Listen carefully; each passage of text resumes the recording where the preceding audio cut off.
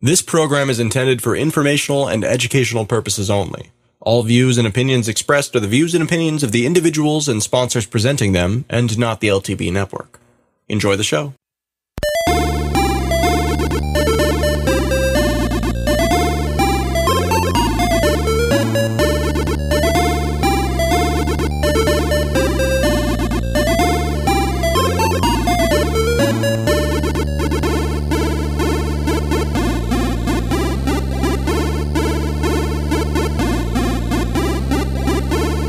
This is Sex and Science Hour with Brian Sovereign and Dr. Stephanie Murphy.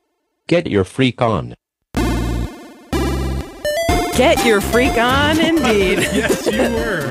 That's a lot of junk. Boy. Whoa. Yeah, we were doing our typical showtime ritual of twerking in the studio Absolutely. to the theme music.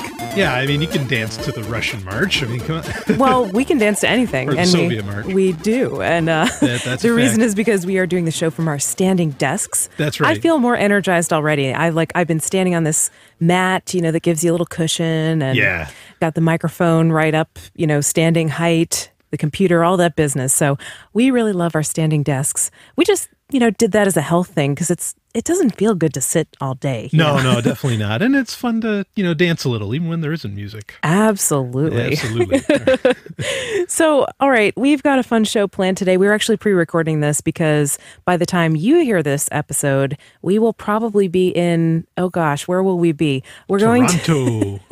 yeah, we're recording this before a spate of traveling. We're going to the Inside Bitcoin's New York City conference, the 7th and 8th of April, which will Right. be before this airs, so you won't care about that because it's already passed by. And But then we'll- we'll be at the Bitcoin Expo. Yeah, in Toronto. And I mean, I am so excited about this. This is really premier event, in my opinion. Me too. And, we usually do conference wrap-ups when we go to Bitcoin conferences together, Brian, Yeah. you and I. We usually do conference wrap-ups on your podcast, which is Sovereign Tech. Right. And it's spelled just like your last name, SOVRYN tech.com. And you can find all the episodes there. So we'll probably do a wrap-up of these conferences, I imagine, on Sovereign Tech when we Yeah, get back. definitely. We'll respond to both of them. Yeah, so this is a little weird talking about these conferences that are happening in the future from when we're recording this, but in the past from when this is going to air. I've gone cross-eyed. Yeah, me too. So we might as well just get into the show prep. Yeah, but let's just, do this. Just to let you know, we Enough are time kind traveling. of we are kind of doing this a little pre-recorded, but we've still got a lot to talk about. So anyway, Brian, Harvard has skin books. Did you know this? What do you mean, like books about epidermal? No, not dermatology books. Books that are bound with human flesh. Whoa. Yeah. Now, Harvard is kind of an interesting place. I'll say. It is. There's a lot of myth and legend that surrounds Harvard. And of course, it's a very how much old myth. institution. Apparently, this is not myth. They have 3 books in their library, and this has been getting a lot of press recently. But they've got 3 books in their library that are actually bound with human skin, which apparently was a common practice in the 1600s and Yeah. during that time. What is it? Anthropodermic And biblio. yeah, Bibliopegy? anthropodermic bibliopegy. Yeah, I think we got Say that that right. 3 times fast. Yeah, I have actually heard about this being done, and it's really not that arcane. And a lot of people think that this is some kind of It sounds pretty arcane to me. right. Well, they think it's like evil. Well, unfortunately, the joke's on them because the first book ever that this was ever done to was Well, let me guess. A Christian book? the Bible. The Bible. In France. Yeah. France being that really the bastion of forward thinking, and really is. That was the first place that it was done. Wow. Yeah, they say this was actually a common thing in doctors or people who were doing anatomical dissections, because they didn't really have doctors Sure. as we would think of them back then, but anatomists would bind the medical textbooks with the skin of the cadavers. Because recycle, reduce, what else are you going to reuse. use, right? We were talking about going green on the last Yeah, show. this is green as it this is gets. as green as it gets, right? Well, it may not. So what books did they have? What are these books? So there's the 3 books that Harvard has in their library. are one of them's about a book of Roman poetry. Oh, that's The fitting. second one is a book about French philosophy, and the third one is a treatise on medieval Spanish law. And that one was actually bound by the flesh of a person who was flayed alive. And there's an inscription in the back of the book, and guess what it says? The binding of this book is all that remains of my dear friend Jonas Wright, who was flayed alive by the Wavuma on the 4th day of August 1632. King Mbessa did give me the book, it being one of the poor Jonas' chief possessions, together with ample of his skin to bind it. Rest in peace. Now, Oh, he might poor have- Jonah. Yeah, I've heard cases where people requested this upon their death. So I don't know. Well, it's one thing upon your death, but another thing while you're alive. Well, but I mean, like, this might be the same case. I don't remember if this is the case where it's the person who, before he went on a crime spree, he actually, his last will and testament essentially said, please, bind this book of mine with my own skin. Wow. Yeah. Anyone out there think that's romantic? I just think it's kind of creepy. I mean, do you think it's appropriate for them to hang on to these? Like, is this just a barbaric, weird... I mean, historicity artifact of history? Historicity kind of changes the game. I don't think that it's not something I would want practiced now. But of course, the question becomes how different is this from leather-bound books? That's just the tanned skin of a Just cow. whose skin is it, right? And so are humans more special, etc.? Well, I mean, people can have their different arguments on that. I'm kind of intrigued. I mean, 'cause I feel more special than cows. Yes, I think we are more special. that's than right. cows. So we're not going to make baseball gloves out of humans. But, I mean, the more interesting ones is I've heard cases where some of the books of Marquis de Sade, in particular, Justine, there's a copy of Justine or a series of books, or of Justine, where it was actually specifically made out of the flesh of female breasts. And in fact, one of them even has nipples. Oh my God, that's so Some creepy. of the copies of Justine. Ew, that's so weird. So Marquis de Sade is pretty far out. Yes, he was. Oh my. I mean, there's not really much to say about that story, except that it's just really weird. Yeah. But it's a good question. Is it It's like, do you think it's cultural relativism? Do you know, like, okay, what if they had, for instance, this is a sensitive subject, what if they had other artifacts bound in human skin, like, for instance, lampshades? Do you think people would be calling for them to give them up, Yeah, I don't know. Yeah. We have some odd thoughts. Humanity in general has some odd thoughts on the dead, and so I wonder. It's a good question, but it's not something I think with an actual answer. There's a good reason to be weirded out by death, right? Because like in most of evolutionary history, like you wouldn't want to go near a corpse because that could make you really sick. No, right? Yeah. I mean, it's good to be. I mean, we've evolved, it seems, to fear certain things: snakes, spiders. Scientifically, that's proven. Yeah, that we're totally. afraid of those things evolutionarily, and I think being afraid of corpses is a very healthy thing to have. Right, So, but it becomes this cultural taboo to even talk about death. It's one thing to be afraid of a corpse, but it's another thing to be afraid of even thinking about the idea of death, when in fact death is actually a very natural thing that is going to happen to everybody. Yeah, a corpse is unhealthy, but talking about death, I think, is very healthy. And accepting death is a very healthy thing. Of course, it's okay to not accept death and say, I'm going to figure out how we can live for thousands of years. Please do so. But, don't do that and not have a good understanding of what death is. Well, it's going to happen to some people in the meantime, probably. Sure, absolutely. Right? So anyway, speaking of other crazy, weird things happening in Massachusetts, have you heard about this divorce bill? Well, Like the bastion of progressivism and liberalism of Massachusetts, they have a bill in their legislature going through the sausage making factory where there's a politician who wants divorcing parents to get a permission slip. Actually, I think they would just be banned. Like the point of issuing a permission slip is so you can say no, right? But he wants to ban divorcing parents from having any kind of sexual or romantic relationships in their homes with anybody else until all custody and property. Until all the legal business is worked out. Exactly. Even until a divorce is final and all the custody and financial issues are resolved. Speaking of arcane and antiquated and practices that need to stop. Yes. Are you talking about marriage or the divorce laws? All of the above, It's a very interesting example of what happens when the state is a third party to a relationship between two people. Yeah. I mean, if people want to make a strong statement of some degree of exclusivity between each other, go ahead.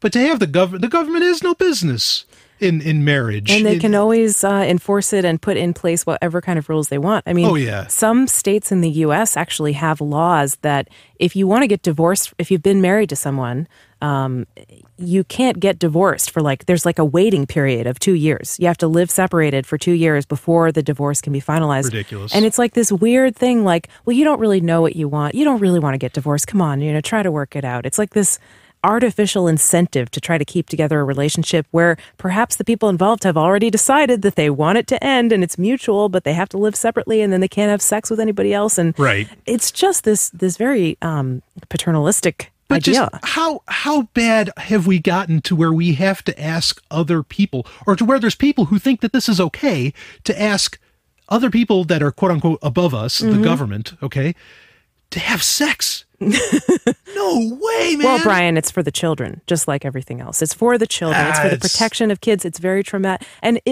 I think it is. It probably is very traumatic. If you're a kid, you don't know what's going on. Your parents get divorced, and all of a sudden, your dad or your mom is having strange people over to spend the night with them. I mean, that's probably confusing in some cases. And, every case is different. Some parents are probably better at talking to their kids about that than others.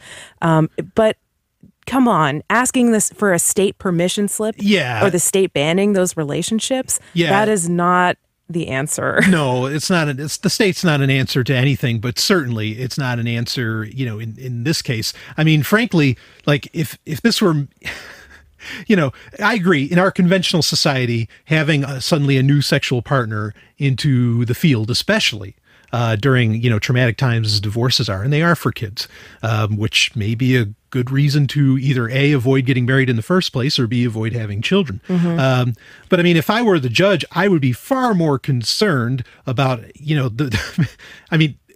what they're going to do is go to some lengths to hide it from their kids. So they're going to be having essentially an affair where they leave the kid alone. And then that's going to be traumatic too. Exactly. I mean, the unseen. Yeah. No one talks about the unseen consequences. And how intrusive in your life would the state have to get in order to enforce this? You know what I mean?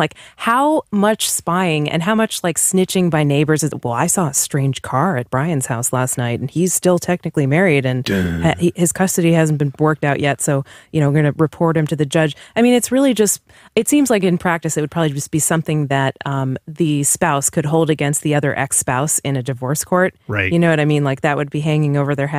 Right, absolutely. And that's not, does that help the kids? No, and it doesn't help the kids to make divorce any harder than it already is. Yeah. It doesn't, and I'm not advocating people stay together for the children, because you're going to, in my opinion, when you're dealing in a divorce, when you're dealing in an unhappy relationship, the kids are going to pick up on every ounce of that unhappiness that you're projecting. Even if you quote stay Get together. out of that relationship, please. Or at least talk to your kids and say, look, we're going to stay together, but we don't love. We don't, do something. You've got to be honest with them. You cannot live a lie. The kids are going to pick up on that in no time.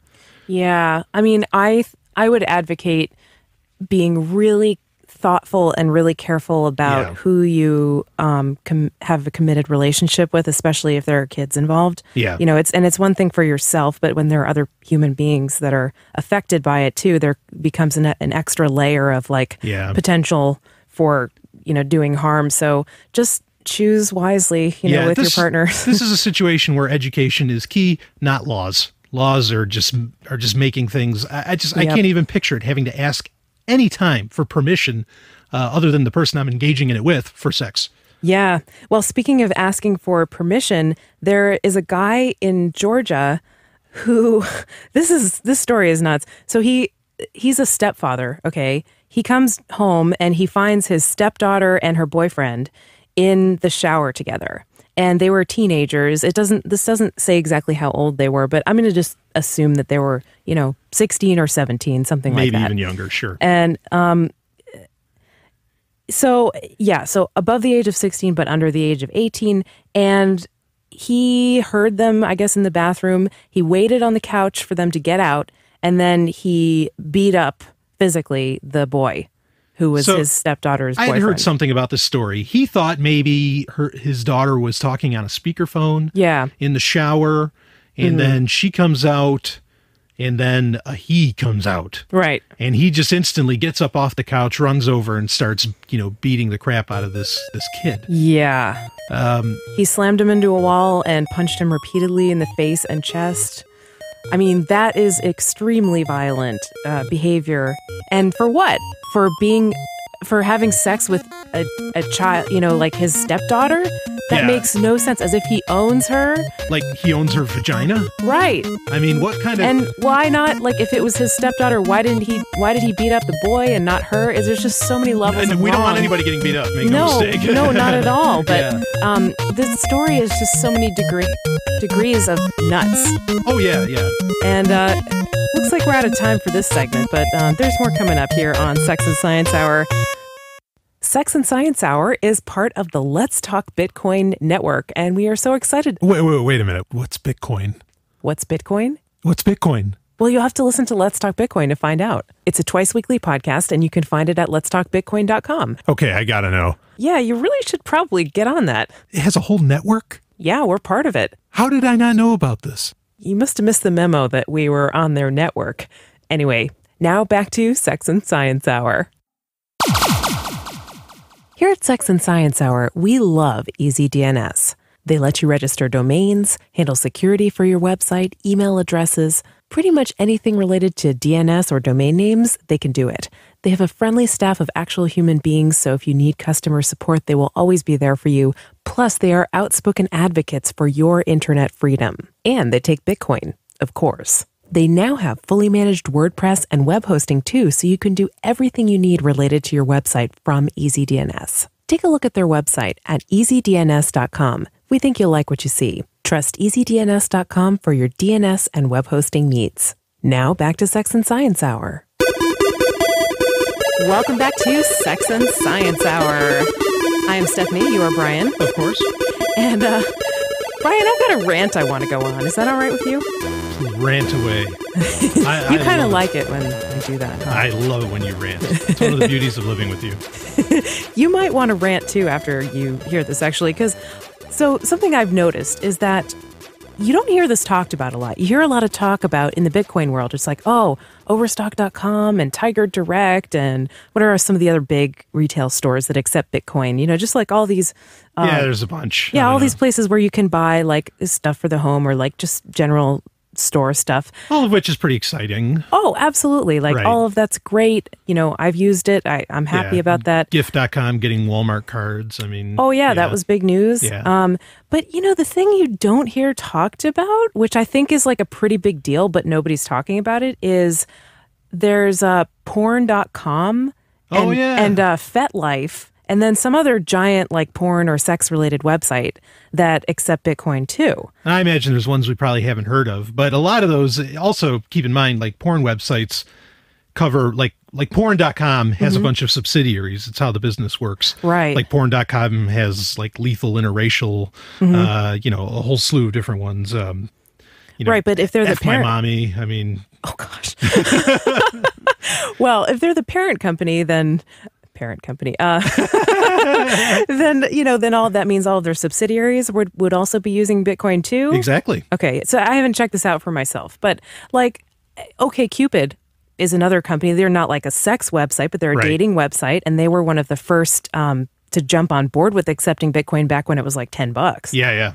And it's nobody's talking about those things, and I think they're just as exciting as Overstock or Tiger Direct. I agree. I think, honestly, the porn industry, and I don't want to get into a rant about the porn industry in general. I'll just say that I think it's gotten lazy over the past decade. But the porn industry has... It's not like the good old days. Well, it used to be high art, and they're kind of slacking. But anyway, but the porn industry has always been at the forefront of technological change. I mean, always. And they're still doing it, clearly. I mean, with accepting Bitcoin. In fact, this is interesting. I mean, that we found this out because I was recently, just a few months ago, complaining, saying, why isn't the porn industry in with Bitcoin? This should be... They are. It's just nobody wants to talk about it. And I think it's because they're ashamed. It's like, well, how do you know that porn.com takes Bitcoins? Sure, right. I actually know because a friend told me who's into the Bitcoin world. But people are just afraid to say it. And you're right, Brian, like the sex industry and the porn industry does drive technological change. Oh, yeah. And they've been doing it for a long time because back in the 1850s or whatever, when the gold rush was happening in North America, people were going to California and it was, primarily single men who were going there and panning for gold, and they ended up amassing a lot of wealth. And pretty soon a wave of sex workers followed them. Yeah. And they actually became the ones who amassed the real wealth back in the Wild West. And they started bars and institutions, and there was this whole culture that was really driven by these female entrepreneurs. Absolutely. Photography. I think porn was quintessential in its acceptance. Oh, in all different types. Videography. Type, you name it. Yeah. I mean, movies. The first movie was The Kiss. Which was, however many seconds long of two people kissing. I guarantee that camera kept rolling. and it went a lot farther than that, And I mean, this is what porn does. And it's such a shame because I wonder how important, and nobody noticed it happen, how many times the price of Bitcoin spiked up once porn.com and some of these other companies took it on. That's an because interesting then question. It brought on a lot of real value for a lot of real people. And this happened months ago, by the way. Yeah. I think I found out about this back in December or January. Well, hey, in December we were at 1,200. Yeah. It's kind of funny. It's funny, but at the same time, I wonder if it's not so funny that once the porn industry accepted it, hey, value goes way up. Right. And that's okay. Porn is not some kind of bad thing, but it is insulting in the industry for CoinDesk to not talk about it, for go down the, I don't know. Or if if it does get coverage, it seems like it gets this ooh, this is a bad scandalous thing. Like Bitcoin's sexy side or something like that. But it's not. It's just another type of store that's selling stuff. And actually, Bitcoin probably fits really well because the people who are using Bitcoin to purchase adult entertainment online, maybe they want to keep a little bit more private. Maybe they don't want to send their credit card to some website, Yeah. I mean, one of the first Bitcoin industries available was cam girls. Really. I know somebody who did that. We both do, and but she was doing it when Bitcoins were under $5. So good for her. I hope she still has those Bitcoins. Yeah, be at the forefront of that industry. But here's what I wonder about is that how exactly, what company was so early on that allowed for entrepreneurs, especially when Bitcoin was under $5, to accept Bitcoin? Oh, well, I remember back in, it had to be before 2012. I think it might have even been 2011 or early 2012. When BitPay first came out, and they're now one of the biggest, they're like the PayPal of Bitcoin. They help so many merchants accept Bitcoin. Oh, yeah. When their website first came out, it had strippers on it. It was all pictures of women. Wait a minute. You're telling me an upstanding organization like BitPay... Well, yes, and they are an upstanding organization, but when they first came out, their website was all pictures of women. And of course, that has changed, and why did they change it? I don't know. I mean, I actually remember, I'm not too easily offended or anything like that, but I remember looking at their website and I was like, guys, seriously, this looks like a porn site. It doesn't look like a Bitcoin payment site. Wait a minute. We're talking about BitPay here. Yes, we are. And I'm sorry, but it's just true. I don't know if anybody has a screen cap of that, but Don't be sorry. I think it's fine and dandy. No, I'm not sorry because that is that was the history. And yeah, so perhaps they've changed or whatever. But I'm just saying, why is everyone ashamed to kind of talk about the things that are the intersection between Bitcoin and sex or sex work? Are they afraid it's going to be, ooh, the shadowy underworld currency of drug dealers and strippers and things like that? I mean, no, if anything, it's another area that Bitcoin is useful in, and we should talk about it. No, that's my rant. Yeah, absolutely. And it highlights pretty well, because it's always, that's how Bitcoin started getting reported was, well, it's for sex, it's for drugs, it's for, go down the list of illicit or, Actually, terrible things to do. I didn't really hear them say sex. I heard them say, well, it's the currency of money launderers and drug dealers. Right. But the point I want to bring up is, look, all these laws against, sex work, against, in the U.S., there's only 2 states where porn is legally able to be filmed. That's California. And one of them is New Hampshire, baby. Where we live. Right. So, but with all these laws, guess what? You don't stop anything. Because that was their whole thing is, it's this $1 billion industry with Bitcoin, and it grew out of drugs and it grew out of this and that. And it's like, well, clearly your laws are meaningless. They don't stop shit, right. And that's, I love that it shows that. Well, and speaking of iconoclastic things where norms and rules are being broken, did you hear about this little girl who got kicked out of her school because they told her that she looked too much like a boy? Like she didn't want to wear dresses and she had short hair and stuff like that? What? Yeah, well, she was going to a Christian school, and her parents received a letter saying that this Christian school is a religious Bible-believing institution providing education in a Christian environment, and that they have the right to refuse enrollment for students who condone sexual immorality, practice a homosexual lifestyle, or alternative gender identity. And the letter said, it quoted some Bible verses, and then it said, we believe that unless Sunny's the little girl's name, as well as her family clearly understand that God has made her female and her dress and behavior need to follow suit with her God-ordained identity, that that the school is not the best place for her future education. All right. Look, Jesus had long hair. What are you going to do about that? And that's not even like, okay, yeah, we don't have photographs of Jesus. Fine. And if you want to go into the argument of did he even exist, we can, that's a whole other story. But let's just say he existed. Let's just say he did, he was a good little Jewish boy and he did everything that he did. Mm-hmm. Okay. He was a Nazarene, which means that he took an oath of a Nazarite, which means like Samson, who was of Nazareth, how Samson wouldn't cut his hair. Mm-hmm. That became like, that became what's known as like the Oath of the Nazarene, where Nazarene men didn't cut their hair. Oh, Jesus had long hair. That's why all these, even though we have no picture of him, not talking about the Shroud of Turin. Okay. But we know he was white and blonde haired and blue eyed. Yeah. Right. But we know he had long hair. What are you going to do? Jesus walks in with long hair. What, what I mean? Come on. Yeah. This is so nitpicky. This is so, subjective. Yeah, it's weird. I mean, to think that an 8-year-old little girl with the short haircut could be a threat to like these people's world is kind of just, I feel bad for her. I'm sorry, this happened to her. Now she's at a different school, and she said the parents say that she's really heartbroken, that she really wants to go back to that school, but they can't that really. School would have had Jesus cut his hair too. I think it's so ridiculous. I mean, all these ideas that people talk about, it's like, because the same logic is that, well, a girl is supposed to have long hair. Okay, well then, like that's just the way they've evolved. Well, then men shouldn't shave because you're going against nature in shaving, right? It seems super arbitrary. That's the word I was looking for, arbitrary. Yeah. Yeah, I know. I've had some friends who went to, Catholic school, and they were women and they had to wear skirts whether it was cold out or what.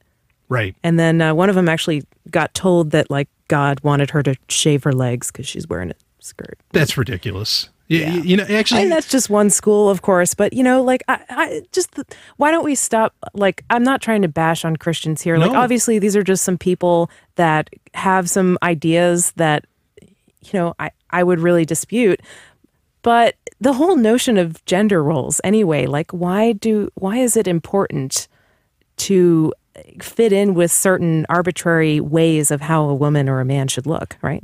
Oh, yeah. I don't think it's important at all. It's all a facade. Yeah. In particular, like the thing with shaving her legs, God said to do that. Yeah. I'm pretty sure God said not to shave anything, right? Well, actually, if you go by Torah, but right. But actually, the shaving of legs and of body parts that started in France, mm-hmm. Okay, with prostitutes. Wow. Because that was their trade. And so they made it look as appealing as possible. So, 150 years ago, if you shaved your legs, you were considered a That was hooker. sinful. Yeah. So what is this? How did the times change? It just shows how arbitrary all of this is. Oh, yeah. And absolutely. Ridiculous. Yeah, look how you want to look, and don't worry about it. I mean, just some of these things can be such a burden when you feel like you're expected to look a certain way, and maybe you don't like that or enjoy it. And it's fine if you do. Like if you're a woman, you like to put on makeup, you like to wear high heels. Totally fine, of course. Yeah. But as long as it's your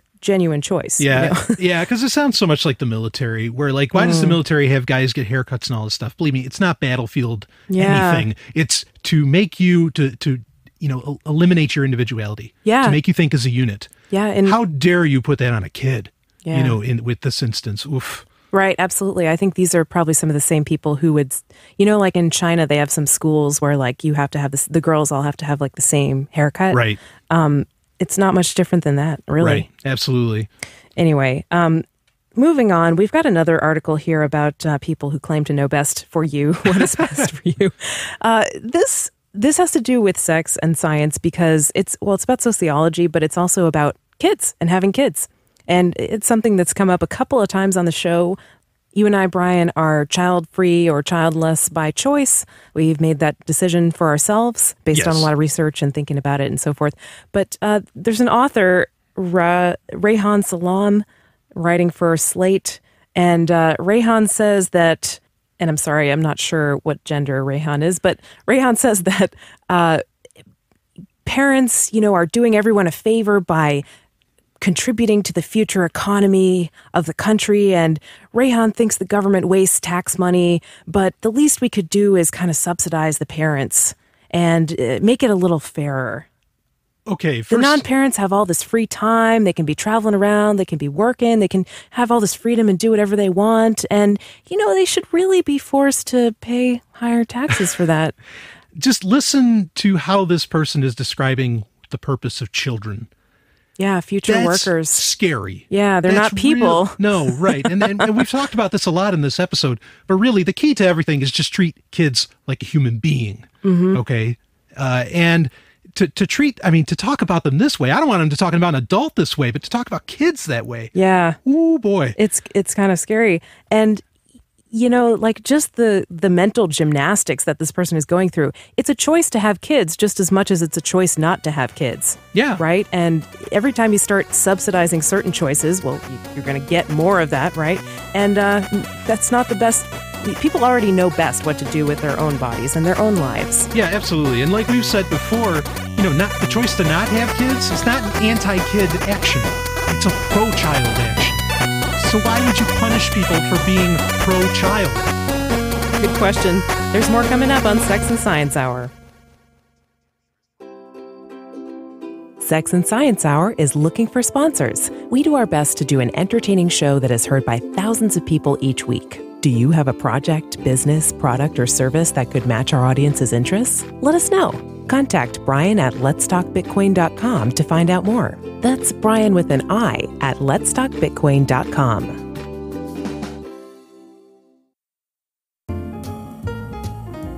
Here at Sex and Science Hour, we really appreciate your support. We've received tips from listeners, not just in Bitcoin, but with other altcoins. Those are always listed in our show notes in case you want to send us a tip, which we thank you for very, very much.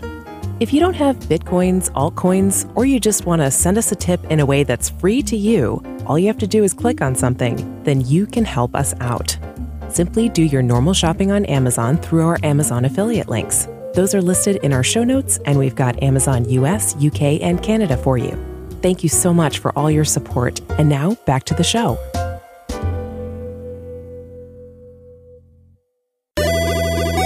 This is Sex and Science Hour. Yeah. The Wild West of Bitcoin podcasts. Right, Brian? I like that. That's pretty good. Cool. Well, maybe we got a new tagline then. Yeah, that works for me. Yeah, there's not much point in having a tagline when it changes basically every show. This is something I've found out in my career as a podcaster. I've been podcasting since 2009, and my very first podcast, it was actually kind of like this show.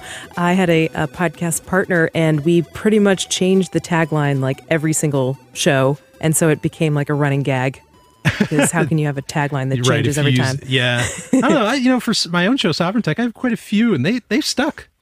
Yeah. They all stuck pretty good. Golden Stallion of the tech world. That's right. Yeah.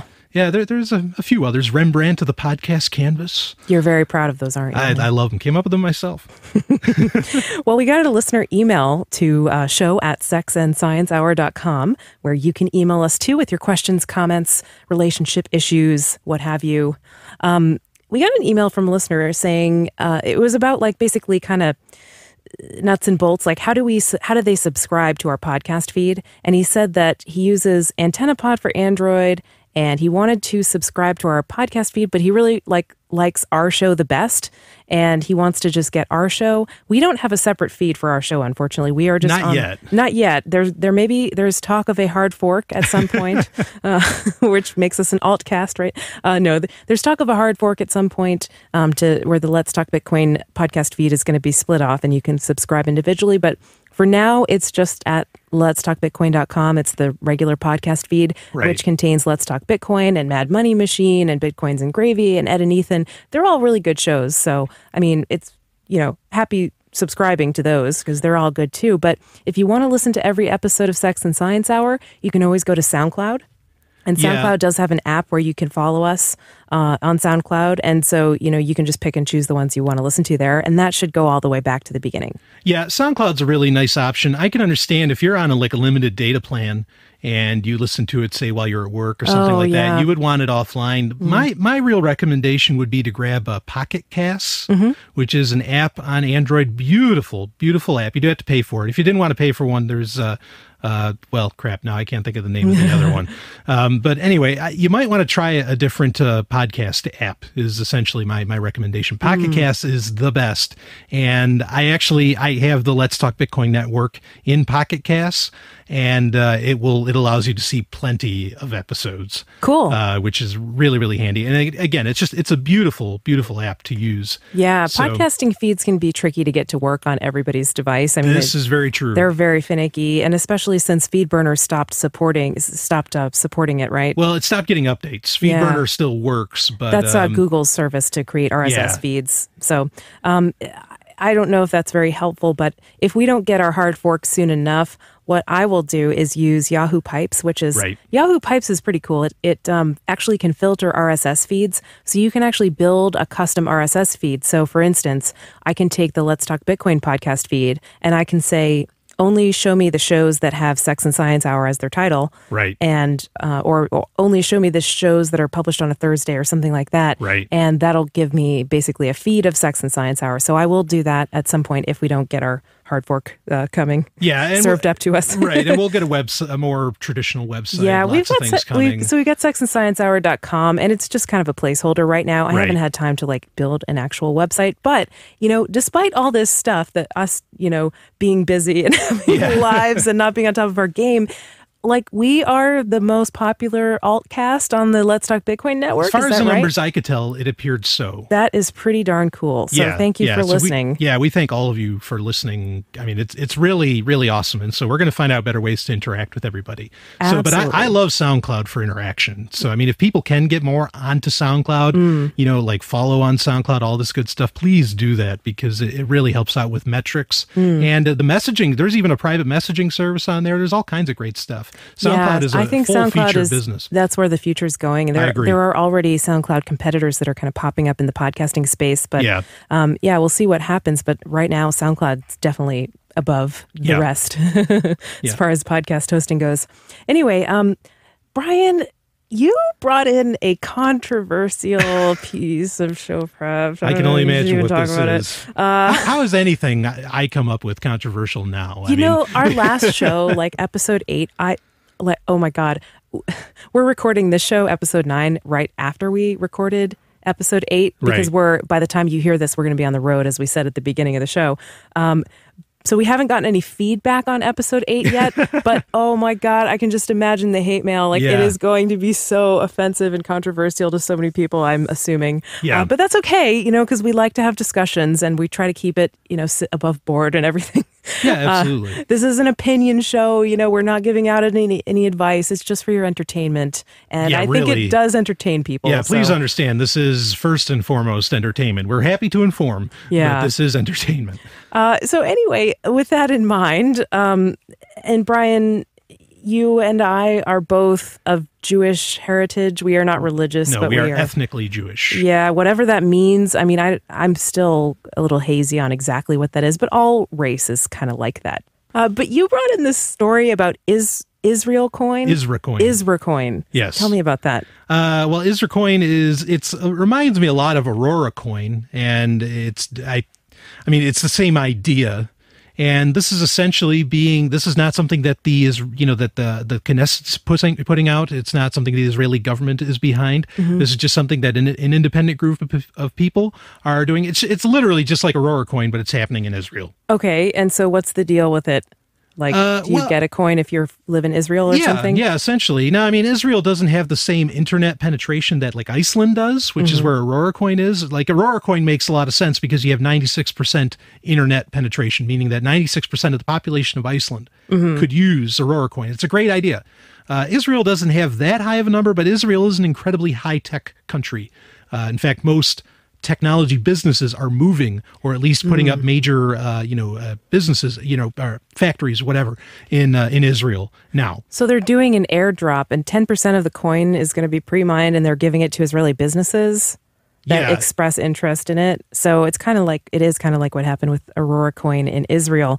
I thought this was interesting and kind of funny because cue the conspiracy theories now. Absolutely. Right? It happens all the time in every group, in every community, Bitcoin community, the Liberty community, you go down the list. Someone comes out and says, oh, here's the Jews. Making their own coin. They're taking, and this one, the rhetoric for Isra coin is similar to Bitcoin and all the others where it's, the banks are kind of in control.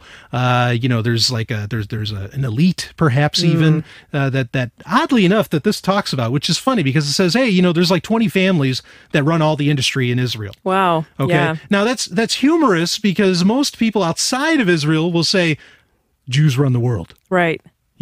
And so it's ironic to find that out. And this is what's really important here is that a lot of people don't know, especially that live outside of Israel. And I'm sure we have listeners that are in Israel, but there's a very, very strong sentiment and communities and groups that don't want U.S. intervention in Israel. They want Israel as independent as it could possibly be. And they don't agree with what a lot of what the Knesset does. They don't agree with they want peace with Iran. They want, a lot of people have no idea. Yeah. And actually there's a pretty active Bitcoin community in Israel. Oh, it's amazing. Yeah, like they've got meetups, they've got all kinds of stuff going on. And I mean, that's great. But like, is this different? I guess the question I want to ask is this different than a lot of the other sort of national type currencies? Like there's Spain coin, there's Aurora coin, there's Maza coin, which we talked about on the, for the Lakota. And like, it's kind of, I see it as kind of similar. Like it just seems like now everybody is making their own coin. Maybe they're just like, well, we have to keep up and follow suit. Well, if it actually works, I don't think it's a bad idea at all. I mean, all these coins can't survive, though. That's the thing. No, they can't. I don't think all of them They can. really. And they may all eventually, put all what they have, they might just use like Aurora coin. Aurora coin might just end up buying Bitcoin.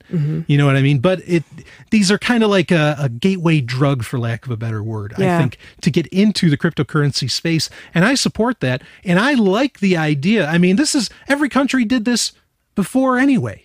That's really like, except it was controlled by central bankers, by central bankers or governments. Okay. I mean, like you had the Continental dollar in the US, it failed, but the US, quote unquote, had to say to Britain, we don't use your money. Do you think there are sort of diseconomies of scale? It wouldn't really be diseconomies of scale, but like a cost to this much decentralization. Like I think both you and I, Brian, are definitely open to and in favor of altcoins. Yes. But like if every locality has its own coin and the merchants there start getting set up to like accept them and everything like that, like you got to kind of build a new program and like a new infrastructure for every different coin. And isn't there kind of a cost to that? Like what if everyone just kind of mostly use Bitcoin and Litecoin. Would that be such a bad thing? No, it wouldn't be a bad thing at all. Or Doge or whatever they want. You know? I mean, decentralization in the modern world that we live in, which is not free market at all, decentralization, I think, helps with regionalism. It helps with regional adoption.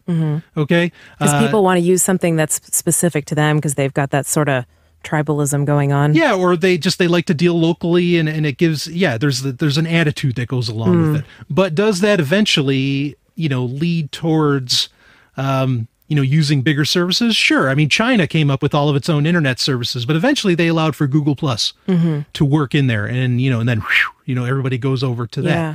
So that happens. I have to say, I don't really believe in the whole buy local thing. This might be a little bit of a tangent, but it's economics related. The whole buy local movement, which is big up here where we live, New Hampshire, especially in Vermont. Yeah. Oh, yeah. Everybody's got a bumper sticker that says, think globally, buy locally, which I don't even know what that really means. But you can't get locally grown strawberries in December in New Hampshire. You just can't. No, right. At the end of the day, yeah, exactly. So, you're going to be buying stuff from somewhere else, and is that such a bad thing? I don't really care if my money is going to enrich a farmer in Mexico or California versus Vermont. They're all human beings. Does it really matter that they come from a place that's nearer to me? No. I mean, I can see how, it might save costs sometimes. If it's June and you want to buy strawberries in New Hampshire, sure, buy them from the person who grows them down the street. It's probably cheaper and better. Well, this is what, with Wegmans will purchase from local farms when it makes sense. And exactly. So I like the idea. I think what a lot of what that buy local has to do with is more about just being mindful of what you're buying, where it's coming from, just more mindful of your consumption, and nothing wrong with that, sure, but sense. To have any kind of regional, rah pride. I mean, that smacks of the NFL to me, and I have no interest. Right. And how far do you take it? I mean, division of labor is a wonderful thing. It allows us to focus on the things that we like, and it's why it's proof not that we're everybody all connected.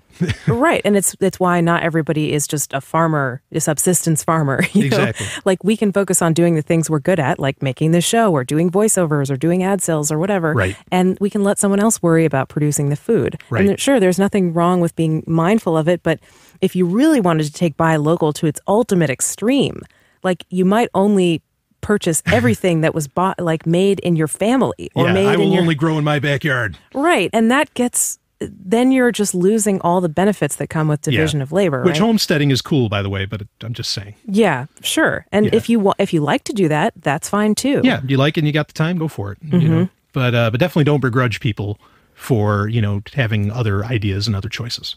Right. So, anyway, I think we've kind of gotten away from the whole regional coins thing, but I thought that was a pretty good discussion. So I like, again, I mean, back to the regional coins quick. I think it's an interesting idea that's worthy of exploration.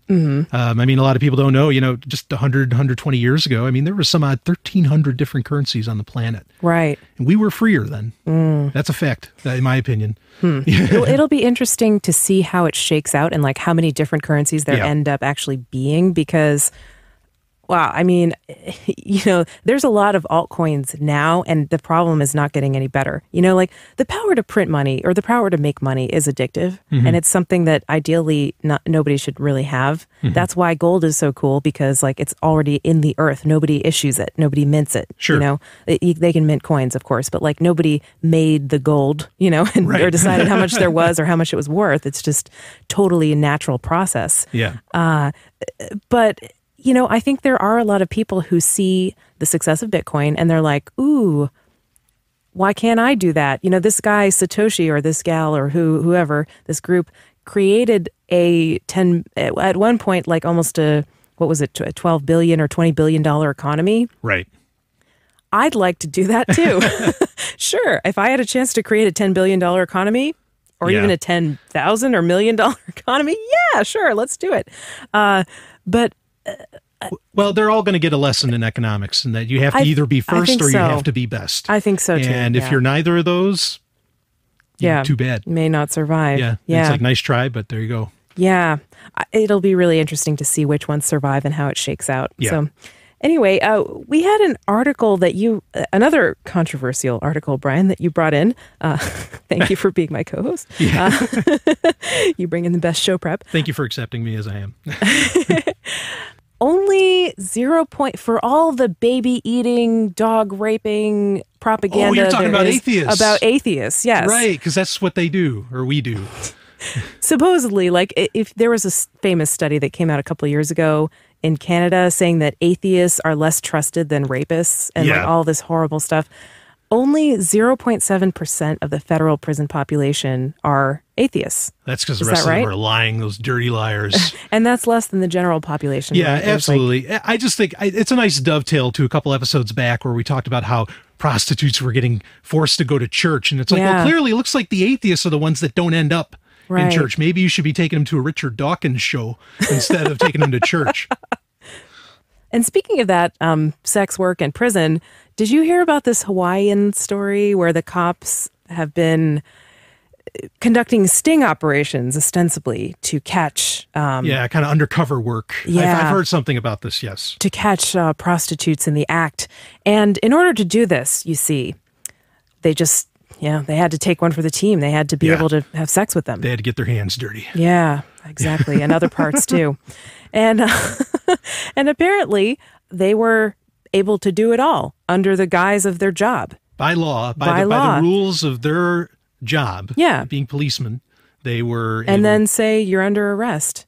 I mean, which is really cruel and nasty, I think. I mean, if you were that sex worker, and you just did it with a cop, right? And then he was like, "Oh yeah, by the way, you're under arrest." Right. How terrible would you feel? I mean, this that's sounds like a porn film. This is so crazy. It's horror. I mean, it's a like horrible a twisted porn film. Power dynamic. That they didn't agree to be in, and I just think that's pretty nasty, to tell you the truth. But I guess there were some complaints about this, though. Yeah, and so what happened was, I guess the Hawaiian legislature or whatever, which.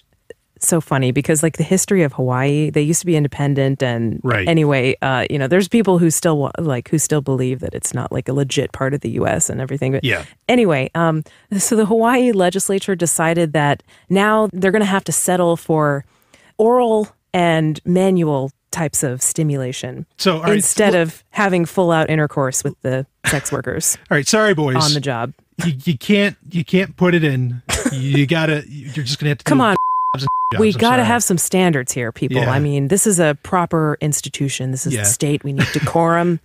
We need to keep things professional here. But it's okay, this is ridiculous. First off, prostitution being illegal is ridiculous. But second off, frankly, if this law, say I agreed with this, which I don't, really, when the clothes start coming off, that's not close enough. That's not enough to say, hey, okay, prostitution's going on. Yeah.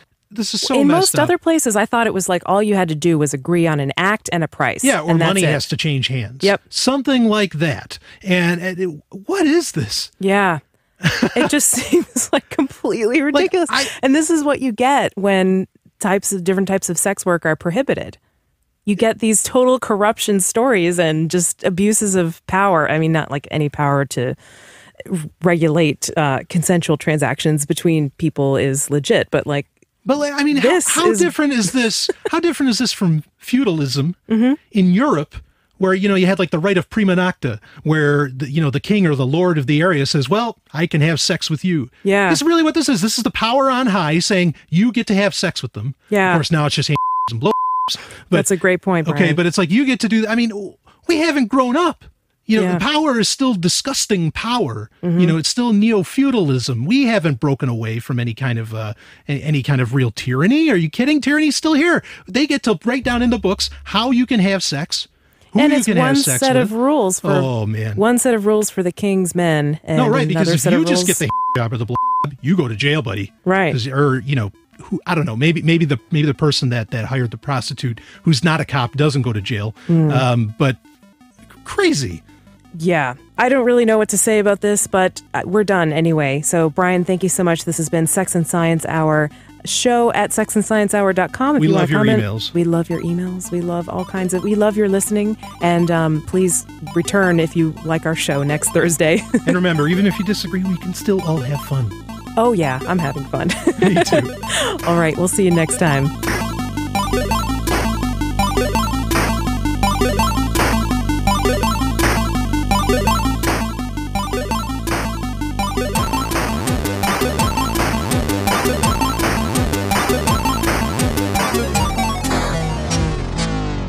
You've just heard Sex and Science Hour. Game over. Play again next week.